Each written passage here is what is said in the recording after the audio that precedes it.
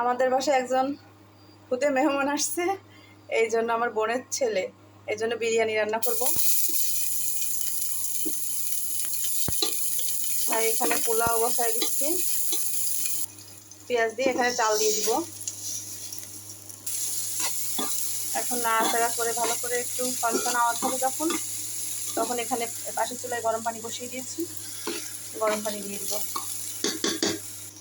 দিয়ে দিলাম স্বাদ মতো লবণ। চালটা আমার ভাজা হয়ে গেছে, আমি আন্দাজ মতো পানি দিয়ে দিলাম। দিয়ে দিয়েছি 2 টেবিল চামচ পরিমাণে লেবুর রস, তাহলে পোলাওটা একদম সাদা হবে আর ঝরঝরে হবে। এখন আমি চিকেনটা রান্না করে নিব, ঢাকা দিয়ে এখন পোলাওটা রান্না করে নেব। এখন আমি মুরগিটা রান্না করার জন্য এখানে দিয়ে দিলাম প্রথমে পেঁয়াজ কুচি। এখানে পেঁয়াজটা লাল লাল হতে থাকুক, আমি এখানে লেবু আর দুধ মিশিয়ে নিচ্ছি টক দইয়ের পরিবর্তে। পেঁয়াজটা ভাজা হয়ে গেলে এখন দিয়ে দেবো আদা রসুন আর পেঁয়াজ বাটা দিয়ে দিয়েছি। দিয়ে দেবো লবণ স্বাদ মতো। দিয়ে এখন আমি মশলাটাকে ভালো করে কষিয়ে নিব তেল উঠে আসা পর্যন্ত। মশলাটা ভালো করে ভেজে নিয়েছি, এখন চিকেন দিয়ে দেবো। চিকেনটা দিয়ে এখানে দিয়ে দিলাম বিরিয়ানি মশলা, দিয়ে দিলাম গোলমরিচ আর বাদাম বাটা, একটু কালো গোলমরিচ আর বাদাম আমি একটু দুধ দিয়ে বেটে নিয়েছি। দিয়ে দিলাম একটু মরিচের গুঁড়া।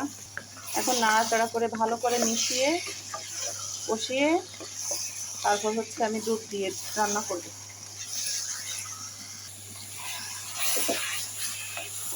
তেল একটু আমি কম দিয়েছি, আমি লাস্টে ঘি ব্যবহার করবো, এই জন্য তেল কম দিয়েছি। আর বিরিয়ানিতে বেশি তেল হলে আসলে বিরিয়ানি খাওয়া যায় না।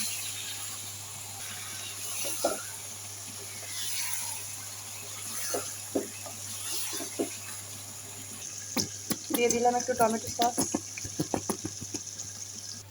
এখানে আমি 3 টেবিল চামচের মতো টমেটো সস দিয়ে দিলাম। সস দেওয়ার কারণে বিরিয়ানির স্বাদটা অনেক বেড়ে যাবে, কালারটা অনেক সুন্দর আসবে। আমার এই মাংস থেকে তেল উঠে এসেছে, এখন আমি দিয়ে দিব সেই লেবু মিশিয়ে রাখা দুধ। দিয়ে দিলাম একেবারে গাঢ় দুধ, লেবু মিশিয়ে রাখা। আমার প্রায় মাংসটাতে তেল উঠে আসছে, পাশের চুলায় পোলাওটাও ঝরঝরা হয়ে গেছে। আমি এখানে দিয়ে দেবো কিছুটা কাঁচামরিচ, দিয়ে দিব কিছুটা কেওড়া জল, আর দিয়ে দেব ঘি।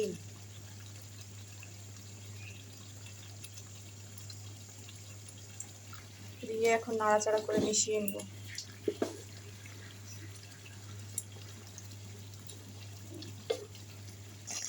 এখন আমি মাংসটা সামান্য একটু গ্রেভি থাকা অবস্থায় আমি পোলাওতে দিয়ে দিব।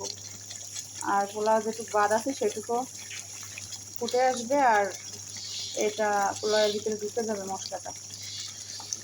মাংসটা আমি পোলাওয়ের ভিতরে দিয়ে দিয়েছি, এখন আমি মিক্সড করে নিব।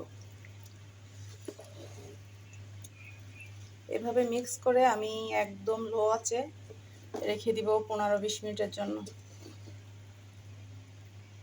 এখন চুলার আঁচ একেবারে লোতে রেখে আমি রেখে দিব 15-20 মিনিটের জন্য। আল্লাহ হাফেজ, সবাই ভালো থাকবেন। আমাদের